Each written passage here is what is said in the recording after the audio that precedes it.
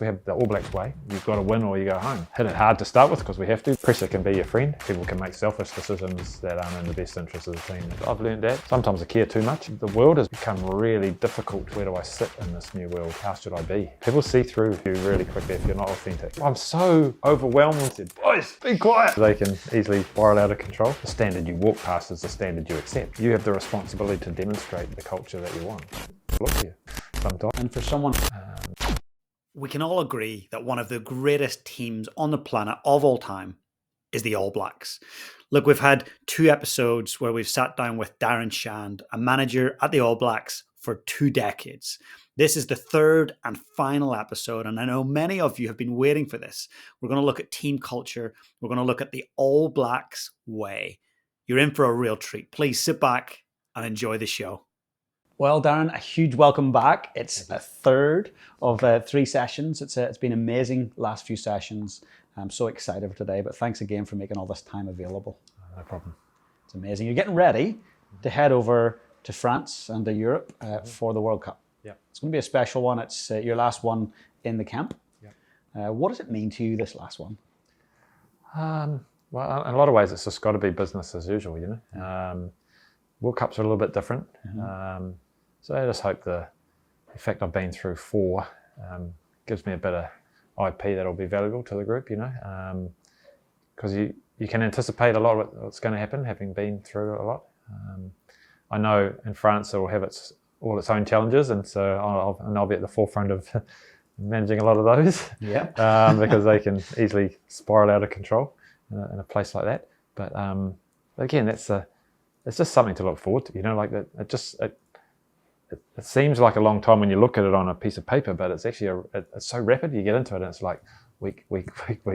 It's keeping your people healthy, you know, not physically but mentally healthy, because it's a little bit of a marathon in some ways. And you know, we enter it and we got a massive game to start with against the French, and then we've got some other matches that we'd be expected to win, and kind of got this period of waiting then until you go to the period where you've got to win or you go home. So it's quite a different.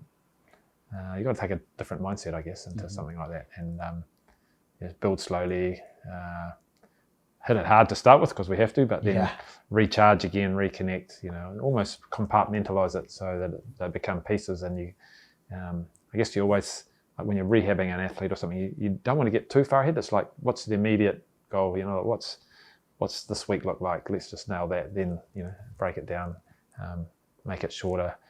Don't set the horizons too far, you know. It's very easy to get ahead of yourself. Because you get overwhelmed and anxious. Yeah, exactly. Yeah, so it's very much about now winning moment. The coaches talk a lot about winning moments, and you've got to do that everywhere on and off the field, you know. So rather than winning a whole campaign, it's like we've got a moment that's right here. Let's win that. You've got to be the best every day in the tournament. You know, nothing else matters. Doesn't prior form, reputation.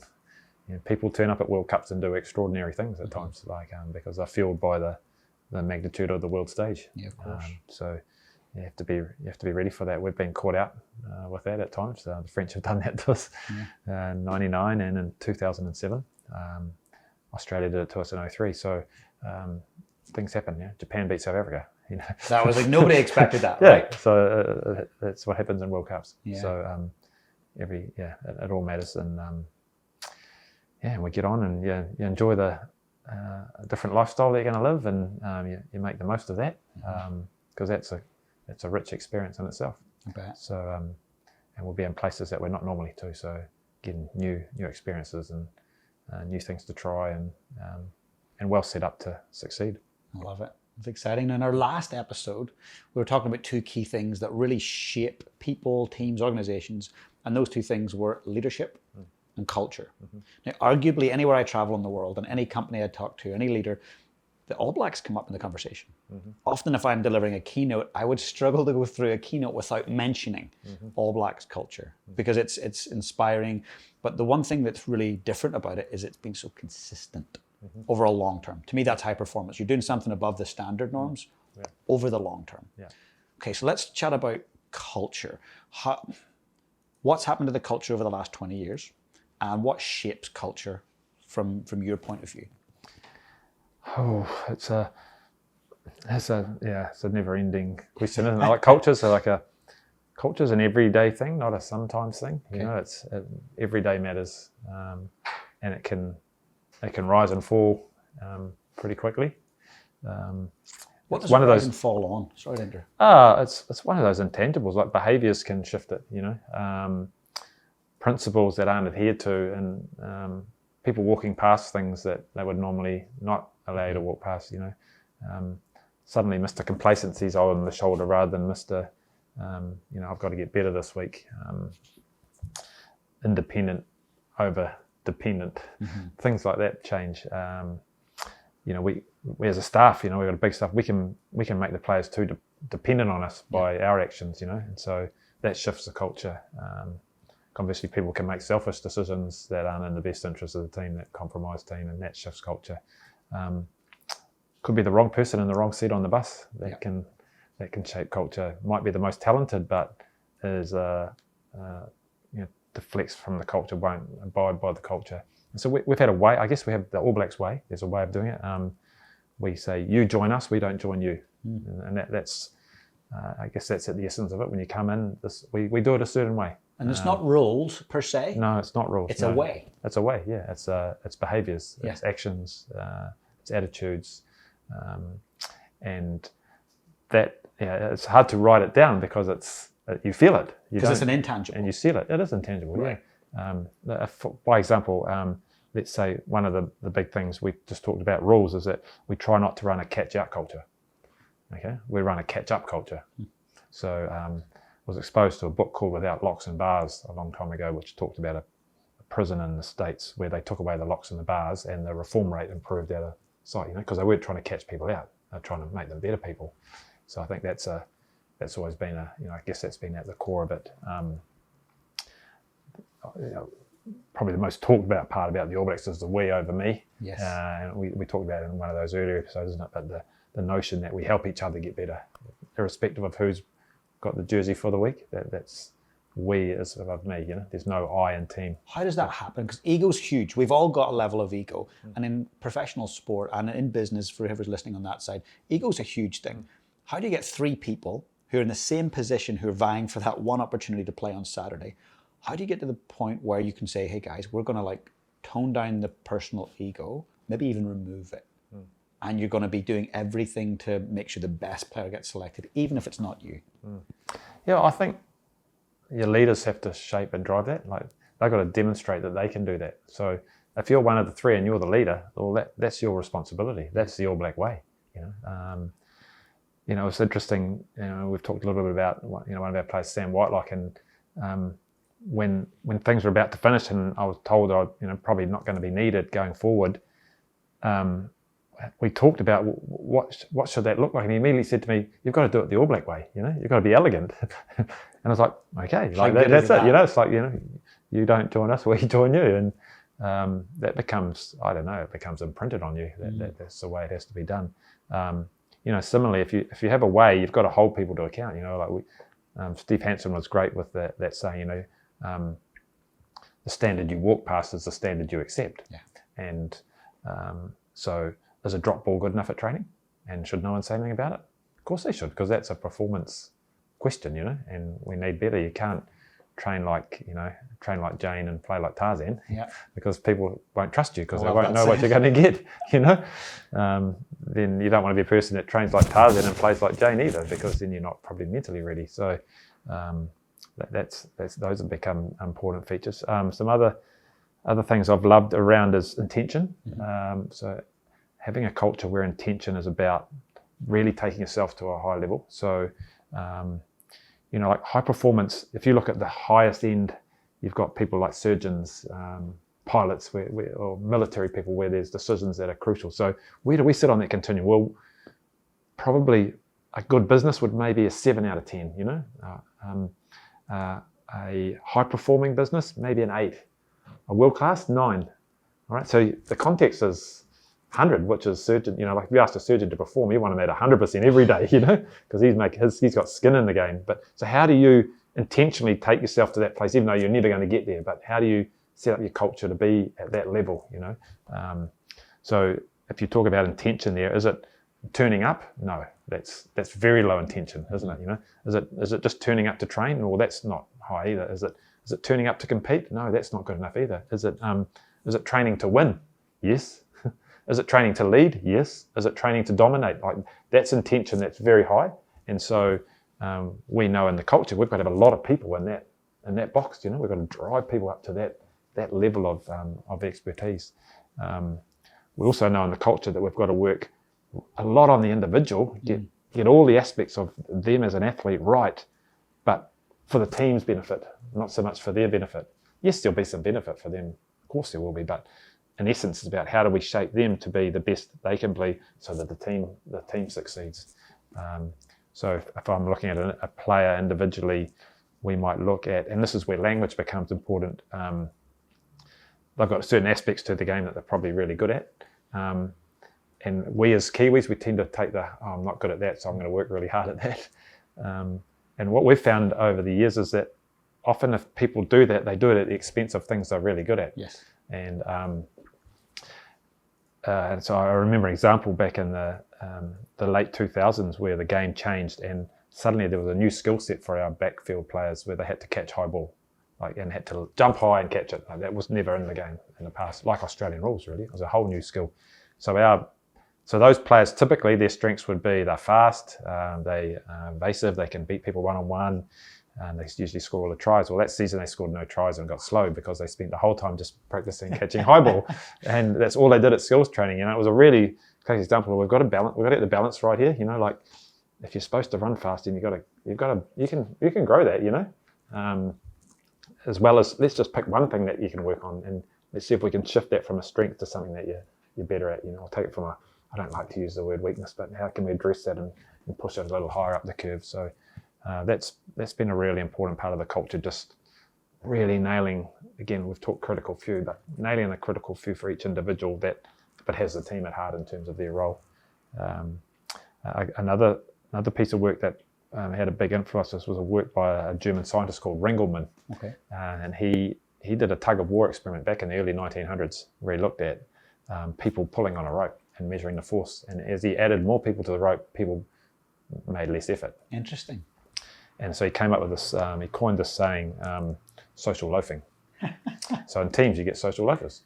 People who, because they're part of the team, they don't feel they have to work as hard. So Darren, hey, you've got this. I'll just sit in the back and chill. Yeah. You've got more strength than me. And that's right, yeah. I could see it in like a leadership meeting, for example, if, Richie McCaw was so well respected, if he spoke early, a lot of the other players would be, the goat spoken, and yet I knew some of the others had great ideas, but just out of respect, they wouldn't say it. So we had a discussion, we had to change our structure, because we knew we needed more, because we had social loafing going on. And so completely restructured meetings so that people could talk in small groups first and then share their ideas. So we heard from everyone, and suddenly we went from that to that. And that gives you the extra 1% edge on the field. We're just getting the whole spectrum, as much as Richie most of the times is 99.9% right. Yeah. But it was just good, I think culturally to open yourself up to the fact that that happens in teams, and you need all 15 to be seeing themselves at the same level. So those are probably some of the big factors I've seen sort of over the years that we've really driven, and we use the language about that to keep the culture where it needs to be. It's something you've got to constantly test to and audit and check on.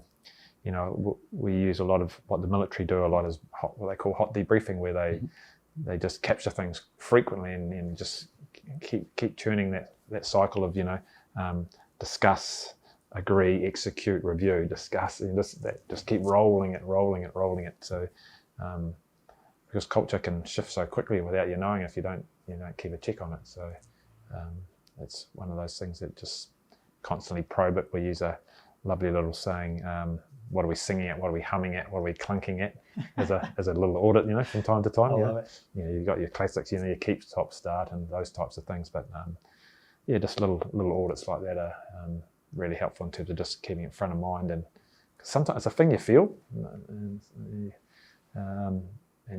you've got to keep being quite observational about it and looking. And making sure that it's on track. Do you think as a team or an organization grows and they're growing at speed, and let's take it from a business standpoint, do you think there's challenges with culture when a team exponentially grows and multiplies in numbers? Oh yeah, 100%, because it's, in the end, as we found out, we're a small group and we get buy-in and we head on in, don't we? But ultimately it all falls back on leadership, because you have the responsibility to demonstrate the culture that you want. Yeah. First and foremost, that's it, because you can't hide from the fact that people look to you, and you've been given a position sometimes, and that comes with it. For me, that's first. That's, you're given that, so that's that accountability. You've got to, one, you've got to believe in it. Two, you've got to show it, and three, you've got to hold people to it. So that becomes the essence of good culture. Mm-hmm. And for someone who's maybe starting out as a team or organization, and they're going, okay, we haven't talked about culture, but we've got a passive culture that's kind of starting to create itself. If they were to start going, okay, how do we establish guiding principles for culture? What suggestions might you have for them? Well, I think in the end, you've got to find that one thing that really defines what you're about. And I think every organisation needs that, and it has to be something big. Not necessarily big, but it's got to be something that pulls you, doesn't push you, it pulls you towards it. And that's always been, for us, that's because as I said, we talk about legacy and performance. They become the things that drive that. So the decisions then become, if I talked about, if I said, had to summarise the All Black culture, it's, self-reliance, decision making under pressure. We need a culture where that's front and centre. So as a starting point, it's going, well, what do we need, and how do we want it to look, and what will that mean for this business, and what is this business really about? At its essence, if you peeled everything back, what does this business do? And that's the starting point. And then you just got to build your layers and decide what it is, keep it simple, and find ways to connect to that purpose. I think there's always got to be something greater than you that pulls you. Yeah. I like that thought of being almost magnetized, pulled towards it, rather than forcing yourself to have to move towards it. Yeah. We had recently we had this notion of the GOAT, the greatest of all time, and it was a vision that we would never say about ourselves, but we wanted others to. Yeah. And then that kind of had its day, and new coach, different views, and we had this other concept, and we put it there, but we just couldn't really get the pull to it.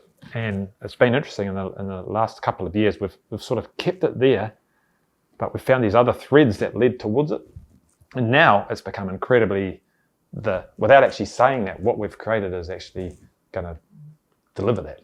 Incredible. Because we've kept paying attention to it. We haven't let it. It's like, okay, well, they haven't really bought this overall concept, but we still feel that's how people used to see us, and maybe we've lost a little bit, but how do we recreate that? So it's one of those things, like you're on that road and you're not quite sure if it's the right road to be on, but you just got to keep, and high performance, you have to keep finding, other ways to connect to it, because we believed in it. Yeah.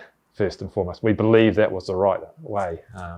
Maybe it wasn't presented well enough, but now that we've found some other side roads that actually lead to that, it's like, wow, now it's starting to rumble. It's like the flywheel. It's actually now the water's starting to really drive the wheel, and it's all heading to that. And I think if we're successful this year, people will say that about us, even though we haven't, not even using that word now, because we've had to capture it in a different way.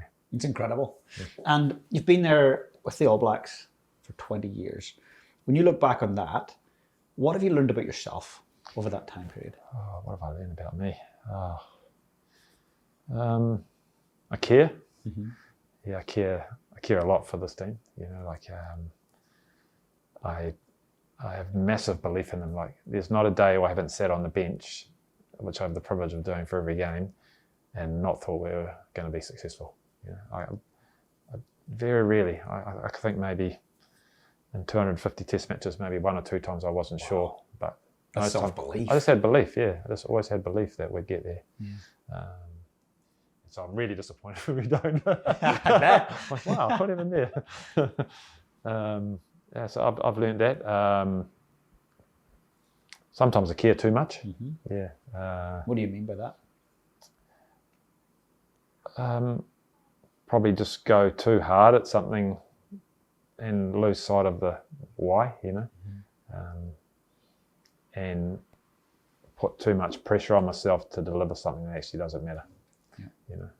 And so I think, I feel like it's almost like I've started in the trees and now I'm above the trees a lot more than I was before. Like I still can go into the trees and roll my sleeves up and do the mahi, but more I find my perspective being above and reflective and looking and future focused and consequence based, much more of that, and much more with others trying to take them from where I was to where I am. So seeing the mistakes I made and seeing those in people and say, well, actually, if I can shortcut that and get them moving quicker through a different path, then that's going to be better for them, because they'll benefit from the errors that I've made, 100%. So that's been a big lesson. Had to learn to be courageous as a leader, to stand up for what I believe in, and yeah. The world has become really difficult, with the Me Too revolution. New Zealand rugby was put through the ringer around behaviour of people and things like that. The dealing with all the preconceived biases people have around inclusion and diversity and all of those sorts of things. It's become a really, you get a little bit lost with all of that because we're dealing with it in a grey phase where it's not normal and we're sort of stuck in between. And so you're constantly battling that. Where do I sit in this new world? And how should I be? Yeah. And I guess because my role's more broad than just the team, and I've got all those issues that float around the game that can impact on us. So what's my perspective on that? How do I see that? How do you get that perspective challenged? Because we talked in a previous episode about blind spots. We've all got things we don't see in ourselves. Yeah. How do you make sure that you have other people out here challenging that and shaping that perspective? I think in the first instance, the key leadership group that I sit in, that has to be the forum where I take those conversations, and they can be, that can be robust. I bet. And it can be challenging. And sometimes you have to use others to help you. It might be that I have to use players who get it that maybe someone else doesn't, and say, well, actually, come on, this conversation's got to go wider here. We've got to look at this through a different lens. I look at let's be straight up, we'll look at the women's rugby and the men's rugby thing and where we sit relative to the Black Ferns and all that. That's been hard to deal with, because it feels like we've kind of been not put down, but like they've been elevated and we're not used to that. So how does that all work now? Like we love their success, and we both can help each other. But just dealing with some of the past, like we all have these biases, and sometimes it's hard to shift. They've had nothing for so long. I'm like, well, unless we give them something for quite a while, it won't change, and it'll just be the same. So we have to do that. But yeah, it's fascinating battles, internal battles. But like I love it. And then what you get the greatest from is seeing some of those things through. This past year we had an idea presented to us around manakitanga, so the act of giving and raising other people, and I just had a feeling that this was a beautiful concept that linked so closely with who we were, and so just taking that into our environment, which was seen as a marketing concept for the mothership, versus actually something that was about us, and the person who came up with the creative idea wasn't Maori, so we then got to deal with that whole notion as well. But then now seeing the benches going into 26 communities, incredible. Seeing the impact it has, seeing players say to me, I want to go to that community because that meant something to me. I'm like, wow, like this is about us, Amazing.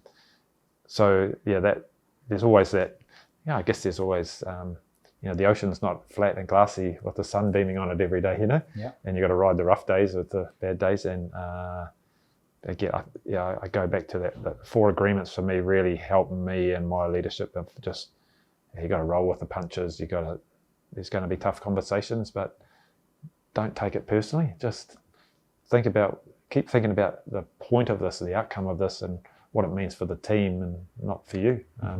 Actually, be more we than me, in terms of how you take it mindset-wise. What I also learned that, pressure can be your friend, Pressure is not something to be scared of. Like, walk towards it. Like, I've become way more decisive, I think, used to procrastinate and get anxious and actually just making decisions, but coming from a good place of experience, of having done it, of perhaps bringing others with you in that decision. All those things have really, really helped. And I realise in performance, it is high performance particularly, there's uncomfortable times, but it actually needs that because the margins are so little that it has to be a little bit of, recently we've been trying to define edge, what is edge? And because when you have it, you're in the house, when you don't. Edge is not comfortable, right? Edge no, is, it's not. There's discomfort with it. No, but it's actually about you, what you bring, what your mindset is. That you're the only one that can bring edge. It's not, it doesn't float, you can't buy it, So it's created. It is, yeah. And you create it yourself by what you do and how you do things every day. So just so many lessons. I'm a different person from when I started, I just saw my role in a certain way, very functionally probably, whereas I kind of see my role more globally now in terms of influence and love being able to move people and grow them, both things actually, and see them have success, and that's what I love about the leadership role now. It's I was really Good to Great had a massive impression on me just around that whole notion of level 5 leadership, and that I couldn't even know half those companies. When I read them. I was like, they weren't even companies that I recognised. I think Gillette might have been the only one that I knew, and that their leaders weren't guys that wanted to be on the front page of the National Business Review, or that stirred something in me about actually I can be different. I don't have to be the big guy out the front with the strong voice. Yeah, the influence, and that there's lots of ways to lead. And I really resonate that. We've talked about it in the previous episode as well, around there's a perception that leaders always lead from the front. And follow me, I've got this. But actually, and I read it, it was one of Nelson Mandela's scriptures and talking about leading from the back. And he used this example of the sheepdog. And they got the sheep out in front, and the sheepdog's here just laying on the ground flat. The sheepdog gets up, the sheep then get alert. Sheepdog just takes one step to the right, and the sheep move over to the left. But the sheep believe that they are leading. They don't know that they're being led. Yeah. And that's that quiet, reserved, controlled, measured leadership from the back. And I see a little bit in the way you're describing how you look at your own leadership. It's quiet, it's humble, but it's decisive, and it's got intention with it. Yeah, no, I agree. I love that analogy, because I actually feel like, well, you can lead from the front or the back or in the middle. Wherever you want to be, you can lead, But you have to lead. If you see something, you got to say something. Because that's what's required of you. But it's how you do it. It's the why that's driving that become the key. And I think people see through you really quickly if you're not authentic. And I've had leaders that aren't, and I've had leaders that have had very high ego and are bullies. And people see through it. It is what it is. And sometimes you just have to tolerate it because position demands that person is in that space, but doesn't mean you have to lead. Doesn't mean that's the only way either. And so, you find your way, and you build success through the way you have, and as you get more success, you believe in it more, don't you? And you find it. I think there's times when we have to be sometimes front of house, and sometimes we can be back of house. That becomes the art of leadership in the end, when you can recognise when you need to be and when you don't need to be, and how you can be here versus how you can be here. I had a classic example yesterday with the players where I just needed to catch them for like 2 minutes to do a shout out to our sponsors, and I was really struggling to get their attention. I said, right, stop, And they're like, whoa. Oh, Shandy's going to speak. I said, look, boys, I just need 2 minutes of your attention here, and that'll stop us having a 30-minute function before we get on the plane to London. You know, like, oh, okay. You know? Amazing. It was just like, right, this is it, boys. Like, I'm actually looking after you here, you know? So you had to jump to the front stage. I jumped up in the change room and stood on the chairs and just said, boys, be quiet. We need to film this, you know? I love it. And it was just like context here. Come on, guys, I'm looking after you here. Yeah. I'm going to save you 30 minutes. I'm going to save you 30 minutes of small talk. If you can just do a great message, give it lots of energy, you know? That's epic. The partners will love it, you know? Make it real, make it authentic, you know? And I was like, and that was different, you know? And I got down from it, I was like, wow, that's not normally me, but, you know? But it had to be done. It had to be done, you know? Like, it wasn't going to happen wouldn't have been good enough for us, you know? Wouldn't have been the All Black way, you know? And that's that situational awareness that you have, no matter what type of leader. You're always aware of that situation, what's required of you. Yeah. But yeah, it's fascinating.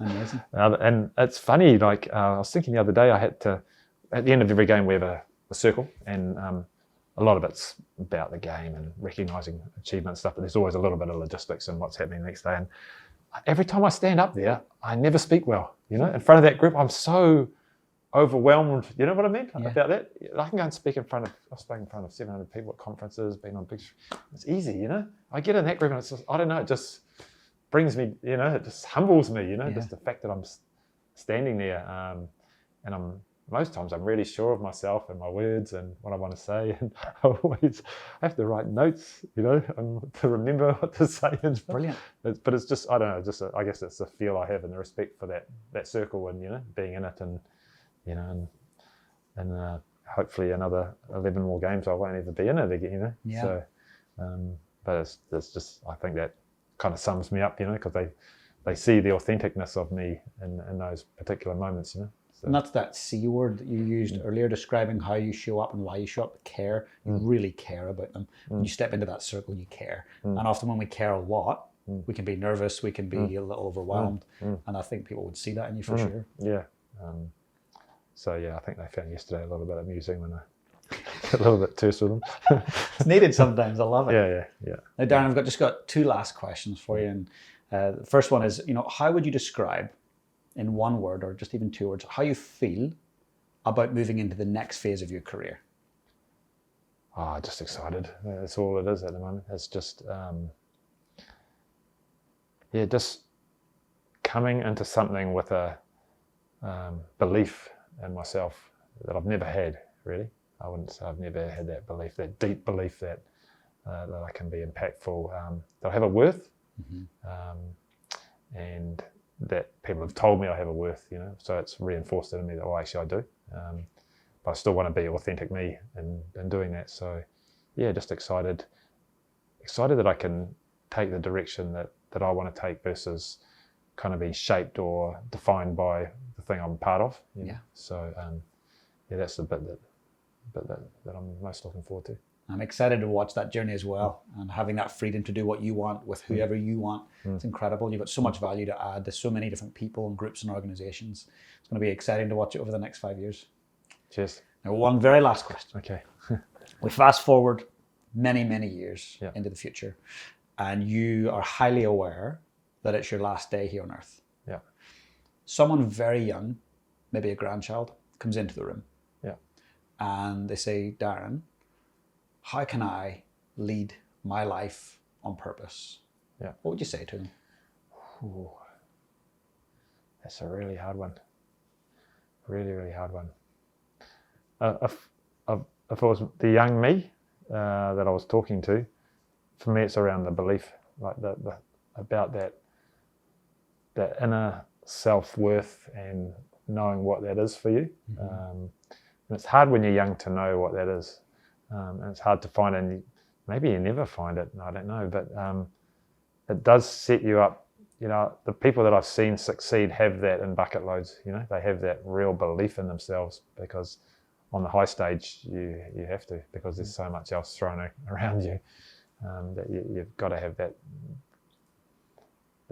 real inner belief about that you're worthy and that you can stand up here and be honourable and be the person that you want to be. So that's probably where I'd start. Yeah, it's really powerful. Well, thank you so much for sharing that, and all good. A huge thank you for creating all this space to share all of your lessons and your wisdom. It's been phenomenal. I know, you're very welcome. Love it. Thank you. Cheers. Amazing. Hey guys, if you enjoyed the content today, please smash that subscribe button below.